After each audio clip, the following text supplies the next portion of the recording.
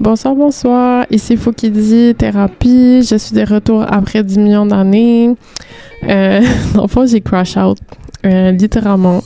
Comme j'étais tellement overwhelmed, j'étais tellement fatiguée. Ça allait pas. Je sais même pas trop pourquoi. Je pense que c'est l'accumulation de plein de choses. Puis, je travaillais beaucoup aussi. Donc, je pense que mon corps a dit, Sarah, il est temps de te reposer. Puis, j'avais pas l'énergie de continuer puis de poster sur Substack. Mais je suis de retour, toujours avec la volonté de devenir constante. Je n'abandonne pas. Mais c'est ça, fait que je pense juste que j'ai réalisé en fait que ma vie, c'est vraiment des cycles de genre performance, je ne fais plus rien, performance, je ne fais plus rien. Donc, il va falloir que j'adapte comme ma façon de faire pour justement accepter mes périodes où j'ai besoin de plus de repos. Donc, peut-être quand je veux performer et tout, et j'ai plein d'énergie, de peut-être faire plein de posts en avance. Je pourrais essayer de faire ça. Mais bon, on verra c'est quoi mes limites et tout. Donc, c'est ça. Fait que j'arrive en force avec... en fait, pas en force. Désolée. Pas vraiment, en fait. C'est un poème plus léger puis positif. J'avais vraiment hâte de vous partager parce que en fait, il est récent. D'habitude, j'y vais plus en chronologie, comme des plus anciens jusqu'au nouveau. Mais là, lui, il est quand même un peu plus récent. J'avais envie de vous le partager parce que ça faisait refreshing. Puis, je sais pas, j'étais contente de le partager parce que je l'aime bien, ce poème. Il m'a quand même touchée parce que en fait, quand j'écris mes poèmes, c'est comme si je faisais une capture d'écran de mon émotion. Et après, je peux l'observer et faire « Ah, OK », genre, tu sais, comme observer mon émotion et faire comme « Ah, OK, c'est ça que je ressentais ». Et après avoir relu ce poème, j'étais genre « Wow, c'est vraiment beau, qu'est-ce que je ressens et tout ». Donc, c'est ça. Fait que je vais vous partager ça. Ah oui, puis aussi, je vais vous dire, aujourd'hui, là, pour de vrai, ça allait pas trop parce que j'ai comme eu des révélations, encore une fois, dans mon périple de guérison. Et là, je réalise que je dois faire le deuil sur certaines affaires. Puis ça me met un peu dans des états. Mais c'est correct, ça fait partie du processus. Mais en tout cas, c'est ça, vous allez en entendre parler dans un futur. Parce que j'ai écrit déjà, je pense, 3-4 poèmes par rapport à ça. Donc, j'en parlerai une autre fois. Mais ce poème, par exemple, il est un peu plus positif. Ça parle de mes moments où ça allait comme vraiment moins bien, dans mes moments plus sombres. Justement, le titre de l'épisode d'aujourd'hui, c'est « Une amitié qui voit ma lumière dans mes moments sombres. Merci à toi. » Les amitiés qui te rappellent ta lumière quand ça ne va pas. Donc, c'est ça. On va commencer par parler du poème, OK, de mon amitié. Puis après, je vais parler de l'interprétation. Et pour mon interprétation, je vais essayer de moins lire, rendre ça plus naturel, parce que des fois, j'ai peur d'oublier des choses, donc je lis. Mais puisqu'il est plus frais dans ma mémoire, je vais essayer de rendre ça naturel, puis y aller un peu plus free for all. J'ai quand même des notes, mais je vais essayer de quand même plus le parler naturellement, parce que j'aime mieux ça quand je parle naturellement dans mon podcast. J'aime mieux l'écouter, puis quand j'ai pas lu mon texte, en fait. Je trouve que ça fait plus naturel, plus énergétique, plus de vie dans ma voix, j'ai l'impression. Bref. Donc, je vais réciter un poème de Fouki, le photographe de l'invisible. Il est la lumière dans l'ombre, il guide le chemin dans le chaos. Malgré cette folie, il rend le temps beau. C'est un nomade qui navigue avec aisance. Il fait son chemin dans ce bruit à l'aise. Il te donnera un chocolat chaud, le temps de réchauffer tes mots. Puis, il repart dans son périple avec le sourire. Il regarde droit devant, évite de le ralentir. Il est libre et en mouvement. Il capture des moments. Dans la noirceur, il capte les sourires et ce peu de lumière. Il arrive à faire ressortir cette palette de couleurs dans l'obscurité. C'est un homme jovial qui fait ressortir la beauté dans l'usée et la poussière. Il n'a pas réchauffé mon cœur, il lui a juste rappelé sa nature et sa lumière qui s'étaient englouties dans l'ombre. Il me sert de guide dans le noir et me rappelle l'existence des étoiles, qui émanent cette lumière lorsque la nuit tombe. Il me montre ces moments capturés où je vois les autres étoiles. Il m'apprend à briller dans cette folie et à ne plus avoir peur de l'ombre. Il s'habillera toujours en noir, mais son sourire et son aura t'illumineront. J'espère, si tu plonges dans l'ombre, tu le rencontreras. Un conseil, s'il part, ne le retiens pas. C'est un homme libre, ne le brime pas. Apprécie son chocolat chaud, le temps qu'il est chaud.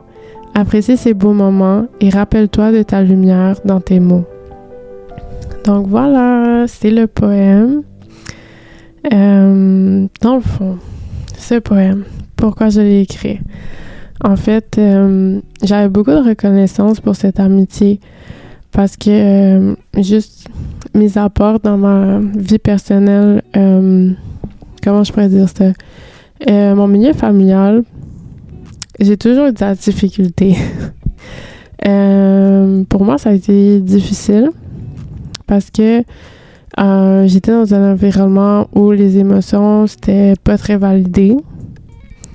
C'est fou parce que je sais que c'est fou parce que dans ma tête, je me dis, si ma mère ou mon père, mettons, tombe sur mon podcast, ils vont faire « pardon, on t'écoute tout le temps, là, tu parles tellement beaucoup, non. » Genre, on prend le temps, là, vraiment ungrateful, blablabla.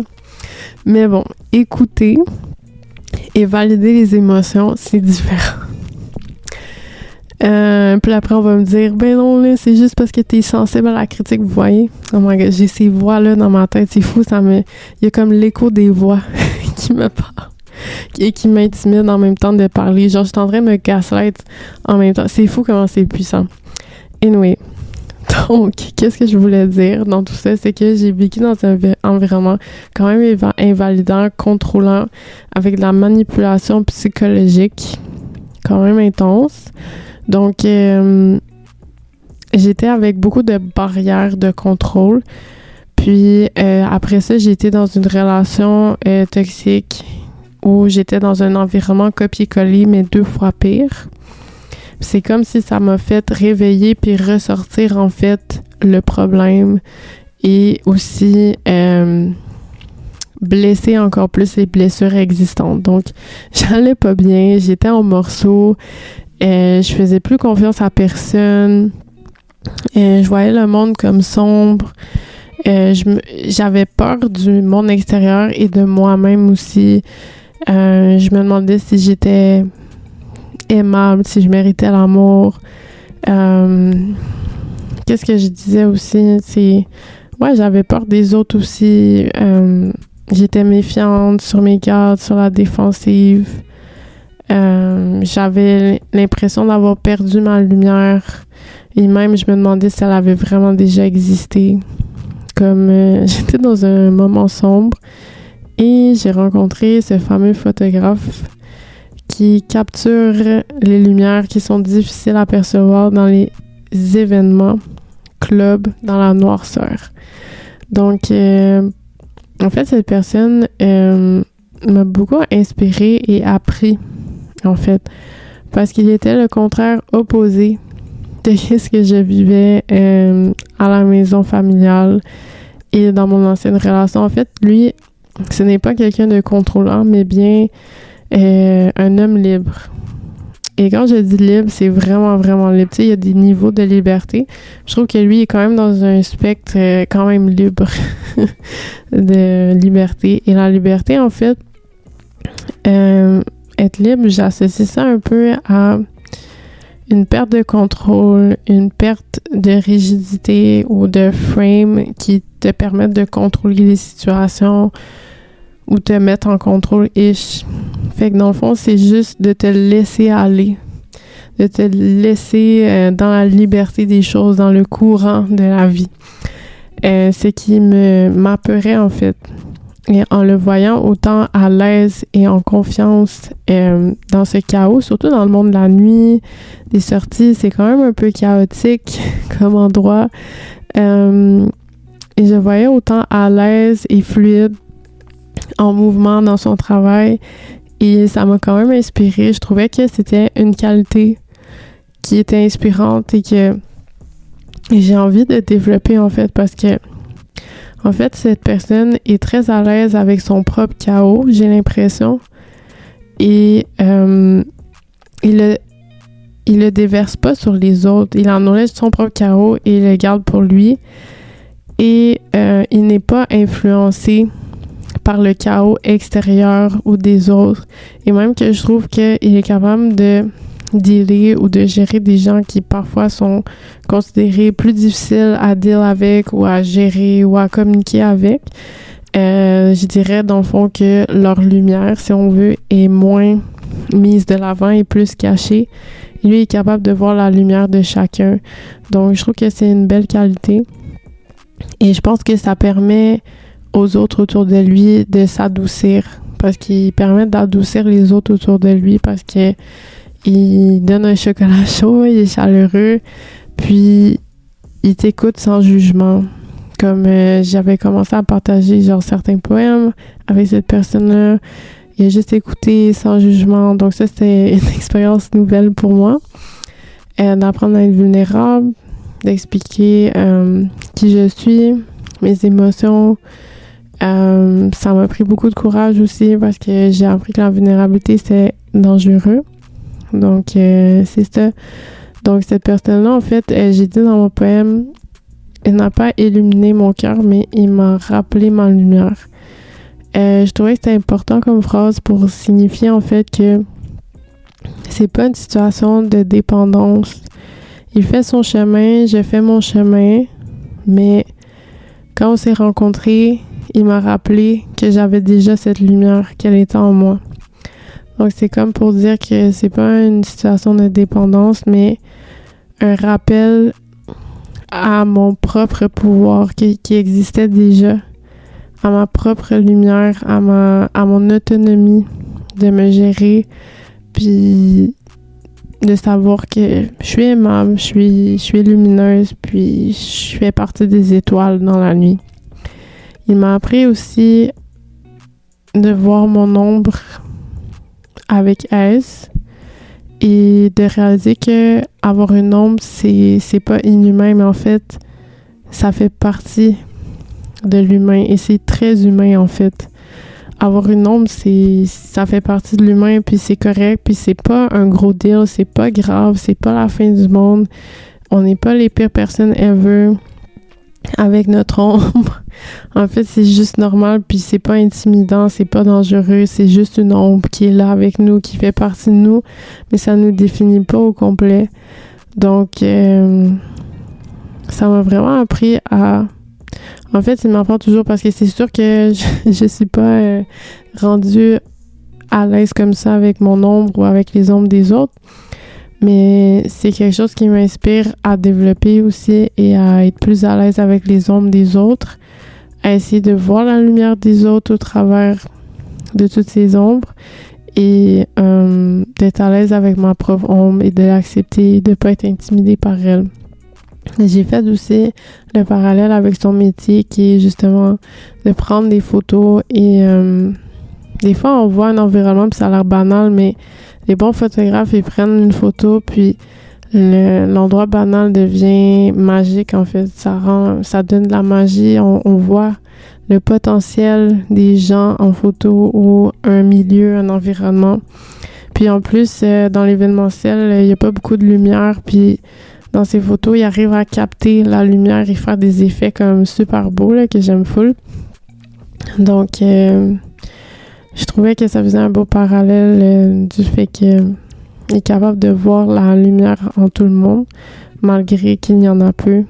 Il est capable de la faire ressortir au complet, comme s'il y en avait beaucoup en abondance, puis mis de l'avant. Donc, c'est ça, ouais, il est vraiment bon avec la lumière. Et il y a quelque chose d'autre que je voulais dire, mais je m'en rappelle plus. Ah, c'est ça, le faire naturellement. Désolée. Bon. J'ai quand même pris des notes, mais là, je me suis pris dans mon flow. Puis là, il y a quelque chose que je voulais te dire. Avec la lumière, puis la capture. Ah oui, OK. Dans le fond aussi, je trouve qu'en tant que photographe, il faut que tu sois attentif aux détails, aux particularités. Puis lui, ses détails, c'est surtout la lumière. Donc, il est attentif à chaque détail pour être capable de capturer la bonne chose qui va rendre ça beau. Donc, de capturer la lumière de chacun. Il est bon dans ça, en fait. Et je rappelle à tout le monde que c'est un homme libre. On peut pas nécessairement... on peut pas le contrôler, en fait, parce qu'il veut pas être contrôlé. Il veut vivre sa vie, son autonomie. Il promouvoit ta propre autonomie et s'attend qu'on promouvoie sa propre autonomie en retour. Et en fait, je trouve ça beau, puis je respecte ça parce que je l'aime full, c'est mon ami, puis moi aussi, j'aime la liberté, en fait. J'ai beaucoup de respect pour la liberté des autres, puis je trouve ça important, justement, parce que en fait, j'aime pas trop le contrôle. J'aime pas la rigidité. Ça me trigger, même si la rigidité, parfois, c'est pertinent. Moi, j'ai de la difficulté avec ça. Donc, ça m'a permis un peu de mettre un baume sur mes blessures parce que ça m'a fait du bien, en fait, de recevoir ce genre d'approche, de recevoir ce genre de personnes en retour parce que j'étais tellement tannée, en fait, J'étais perdue, j'étais tannée, j'étais épuisée par ce contrôle, ces barrières, cette rigidité, puis ce petit baume sur les blessures m'a fait du bien. Et je suis vraiment reconnaissante pour cette amitié-là et ça m'a beaucoup touchée, en fait. Ouais. Et en plus, je lui ai fait lire, hein. Il était content. Il a aimé le poème. Donc, ouais, c'est ça. Donc, sur ça, je vous laisse. Puis, honnêtement, pour tous ceux qui sont sombrés dans l'ombre, ne lâchez pas. Vous avez votre lumière. C'est juste, vous la voyez pas en ce moment. Puis là, peut-être vous dites, ouais, mais peut-être toi, tu l'as, mais comme, moi, je suis vraiment pas ça parce qu'il y a quand même des gens pourris dans l'univers. Écoute, ta lumière est là. Elle existe. Ça va prendre du temps, mais un jour, tu vas finir par la voir. Puis, je vous souhaite toutes de trouver ce photographe qui va vous rappeler, vous montrer que votre lumière est déjà là. Vous l'avez, vous n'êtes pas sombré dans l'ombre absolue. Et,